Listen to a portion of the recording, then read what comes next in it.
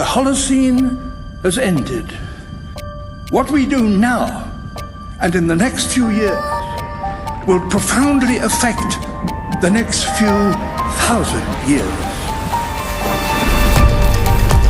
The only conditions modern humans have ever known so far are changing, and changing fast. Nothing stays the same on this planet.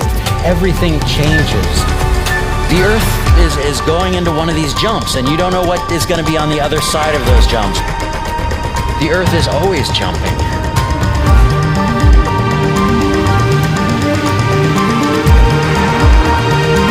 Things move on this planet. Things are not still. Everything is turning.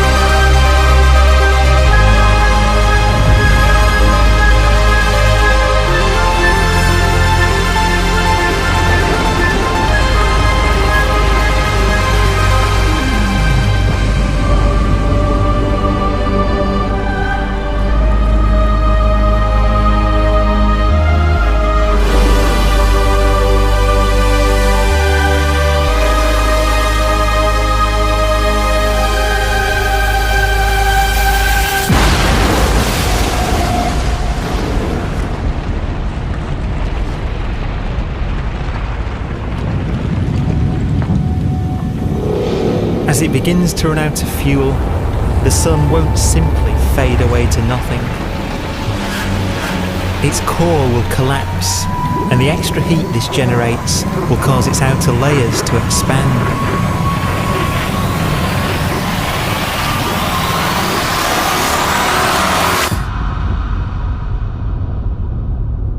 The sun is now dead.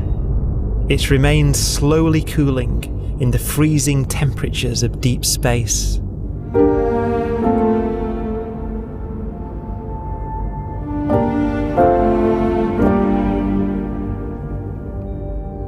The fate of the sun is the same as for all stars. One day they must all eventually die, and the cosmos will be plunged into eternal night. All stars eventually will run out of fuel. The temperature of the universe drops. The stars, one by one, in the night sky, will turn off. And there'll be no more new stars created. And so that the universe will end not with a bang, but with a whimper. And not in fire, but in ice.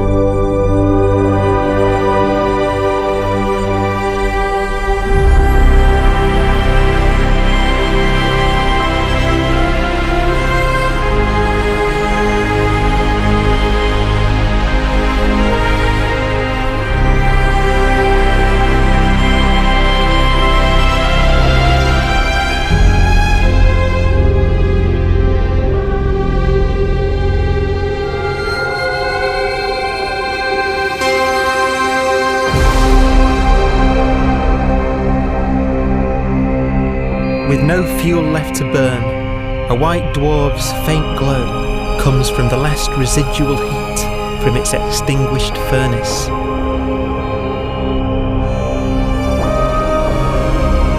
Looking at it from where the Earth is now, it would only generate the same amount of light as the full moon on a clear night.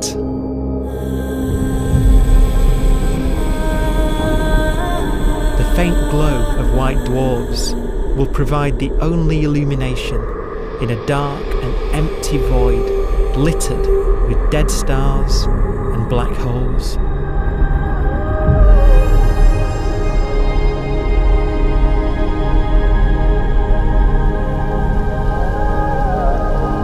some ways, it's kind of a ghost universe. It's the corpses, the zombie stars, that will take us into the future.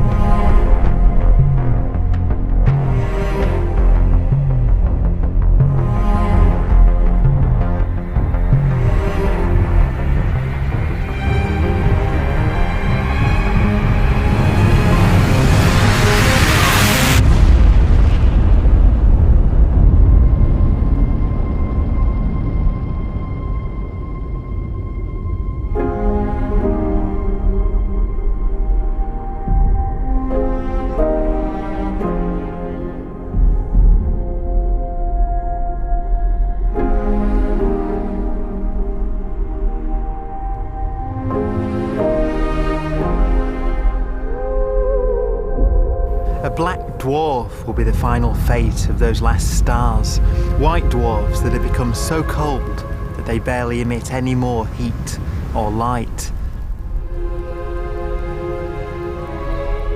Black dwarfs are dark, dense, decaying balls of degenerate matter, little more than the ashes of stars. Their constituent atoms are so severely crushed that black dwarfs are 1,000,000 times denser than our sun.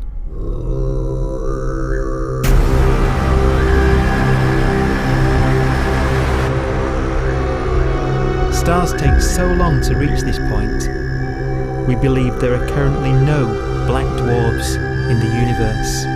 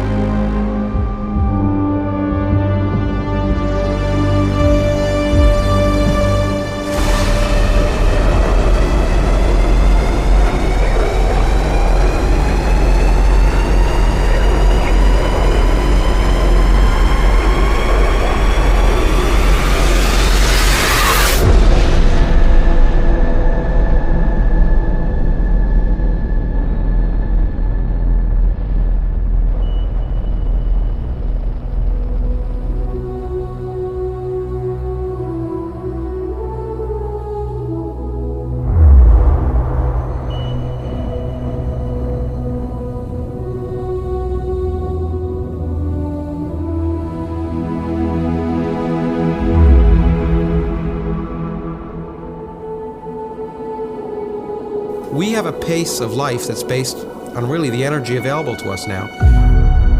You could imagine living conscious systems which have a very different pace and therefore can extend out at least a lot farther than you'd imagine otherwise. You could have a living system where if it had a thought every 10 trillion years, that would seem normal. Even if our life dies out, one could imagine at some time arbitrarily far in the future, a fluctuation occurs which allows intelligent life to exist again for a little while. So you might have islands in time of intelligence.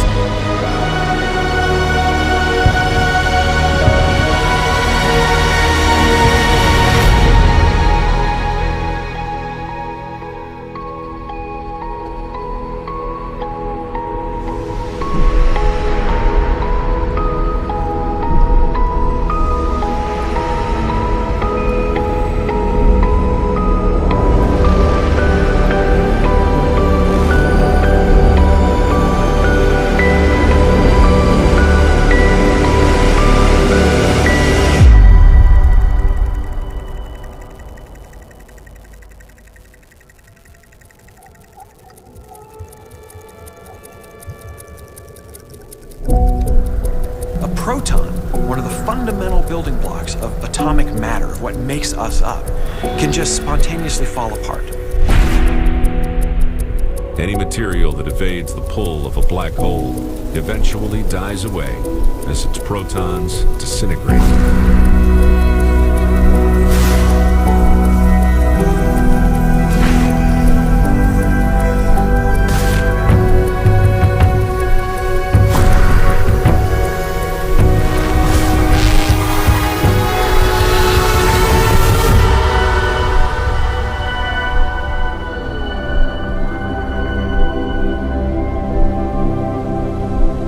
The matter inside black dwarfs, the last matter in the universe, will eventually evaporate away and be carried off into the void as radiation, leaving absolutely nothing behind.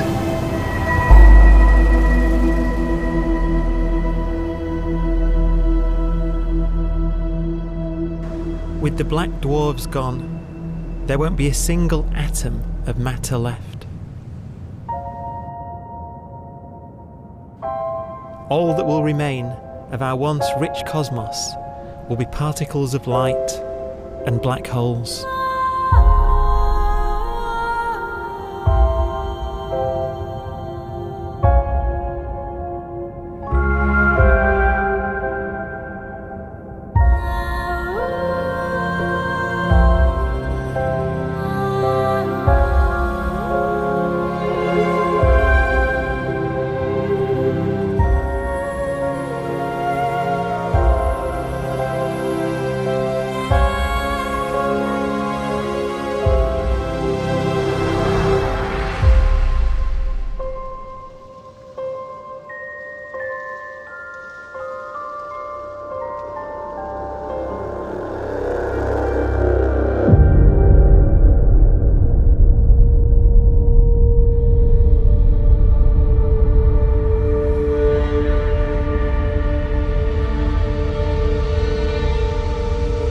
The arrow of time creates a bright window in the universe's adolescence, during which life is possible.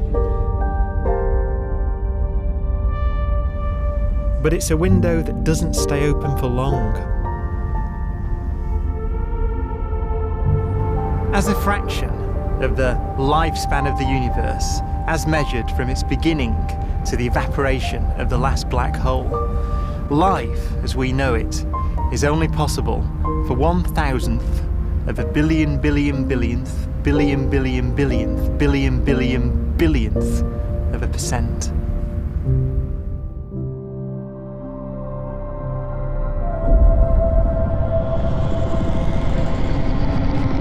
Black holes become the fundamental building block of the universe. A galaxy will basically be a supermassive black hole in a center with smaller black holes orbiting it. Zombie galaxies filled with black holes continue to evolve. They'll eat each other and they'll get bigger, and maybe they'll fall into the supermassive black hole and it'll get bigger. The universe will still be an exciting, dynamic place. It's just that the timescales you're talking about are now trillions of years instead of thousands or millions of years.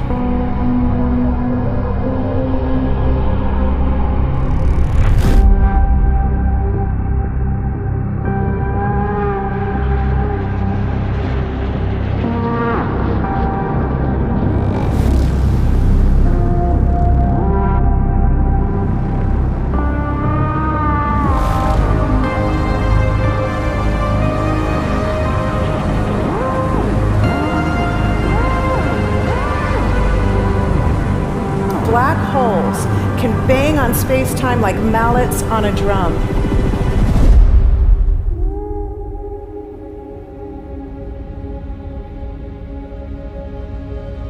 And they have a very characteristic song.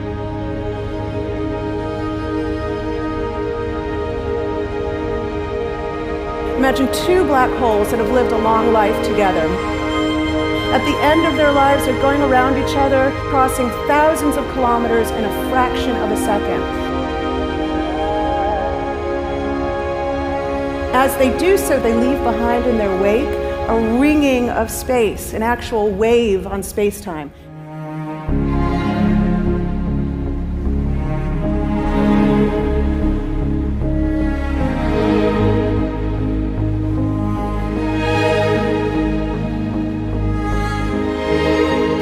squeezes and stretches as it emanates out from these black holes banging on the universe. Those are the gravitational waves. They are literally the sounds of space ringing. And they will travel out from these black holes at the speed of light as they ring down and coalesce to one spinning, quiet black hole.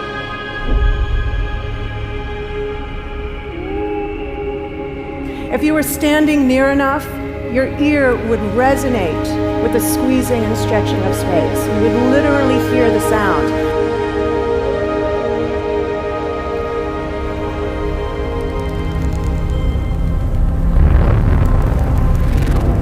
Imagine a lighter black hole falling into a very heavy black hole. The sound you're hearing is a light black hole banging on space each time it gets close.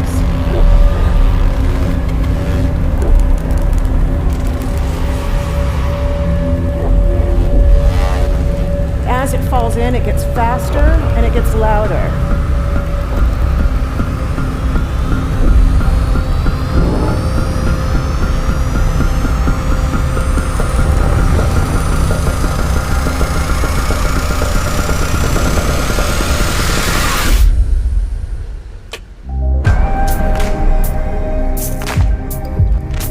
Scientists used to think black holes were immortal, but even these will one day die.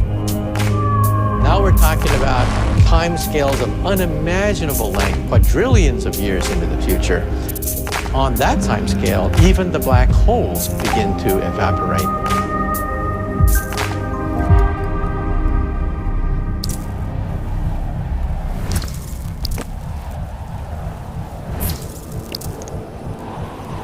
According to quantum mechanics, space is filled with virtual particles, antiparticles, that are constantly materializing in pairs, separating, coming together again, and annihilating each other.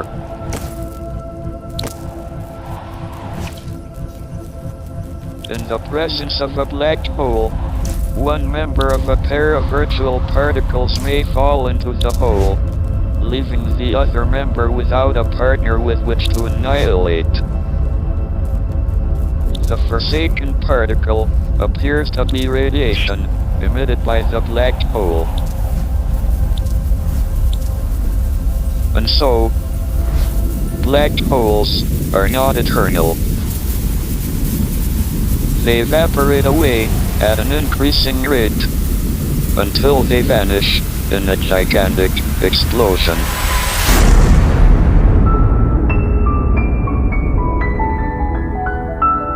Quantum mechanics has allowed particles and radiation to escape from the ultimate prison, a black hole.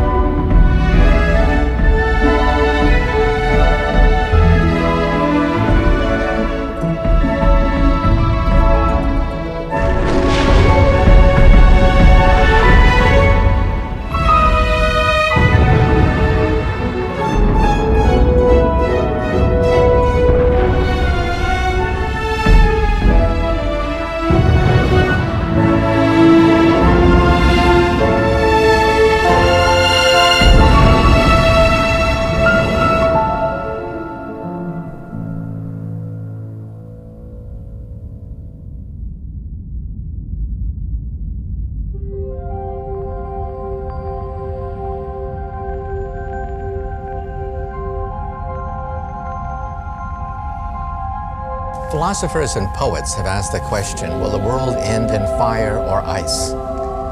We can now give an answer. The latest evidence shows that the universe is not slowing down, but it's speeding up out of control. And the universe, we think, will die in ice. Trillions upon trillions of years from now. Empty space itself has energy. In every little cubic centimeter of space, whether or not there's stuff whether or not there's particles, matter, radiation, or whatever, there is still energy, even in the space itself. And this energy, according to Einstein, exerts a push on the universe. What is the weird stuff that's accelerating the universe? We call it dark energy. And this stuff is the dominant stuff of the universe. Almost 3/4 of the matter energy content of the universe is this dark energy. And we don't know what it is. Dark energy, unlike matter or radiation, does not dilute away as the universe expands. This has crucial implications for what the universe is going to do in the future. So what will be the future of the universe? Well, if the dark energy remains dominant and repulsive, the universe will expand forever.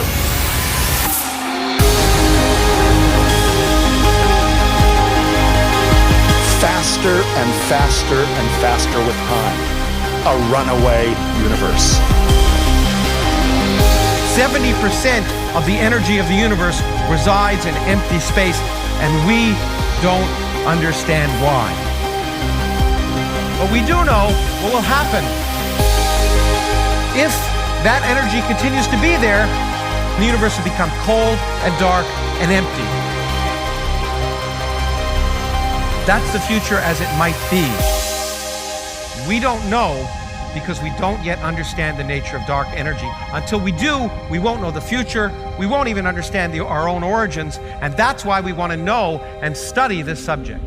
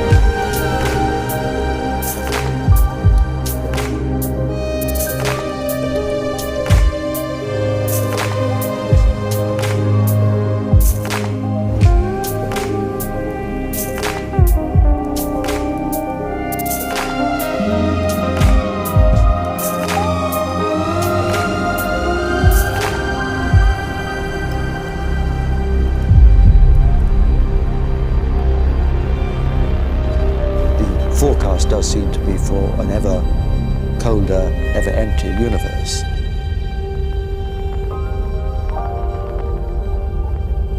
But then, of course, we have to ask, could that end lead to a new beginning?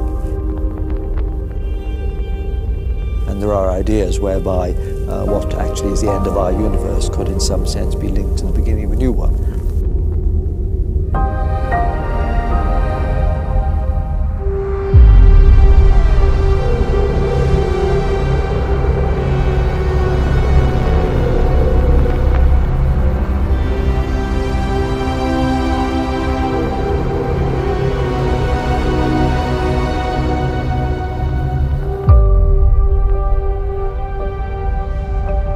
We've worked out the mathematics, the equations. They seem to say that if you have an atom smasher that can concentrate tremendous amounts of energy at a single point, you can perhaps open up a gateway, a baby universe.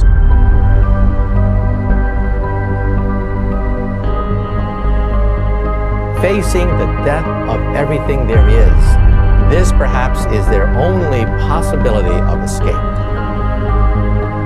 And this also raises a very intriguing possibility, sheer speculation of course, that perhaps any universe that has intelligent life in it will create baby universes, will create lifeboats, and proliferate child universes.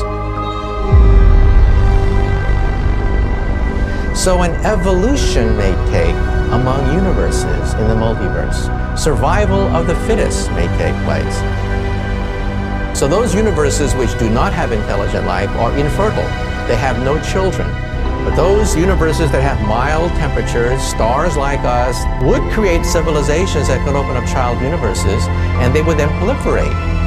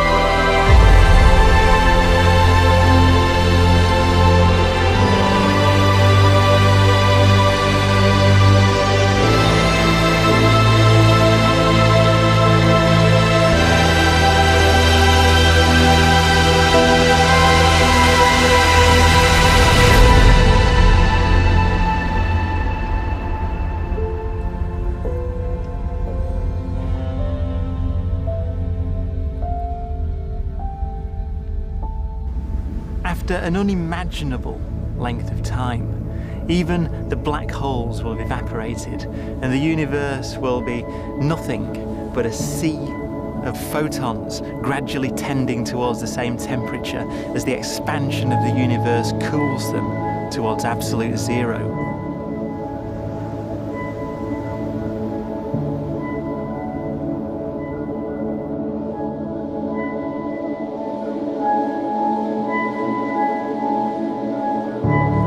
Once the very last remnants of the very last stars have finally decayed away to nothing, and everything reaches the same temperature, the story of the universe finally comes to an end.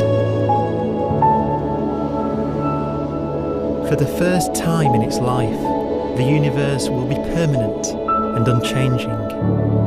Entropy finally stops increasing because the cosmos cannot get any more disordered.